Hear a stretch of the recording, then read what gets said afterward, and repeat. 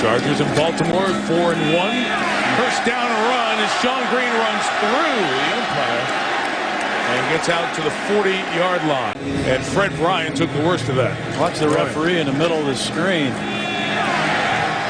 Whoa, Fred took a shot there. He's lucky Rashad Jones pulls his right leg out of there. Else he would have taken a flush square shot on the thigh pad of the safety. I still think that umpire should wear a helmet. We're talking about safety all the time.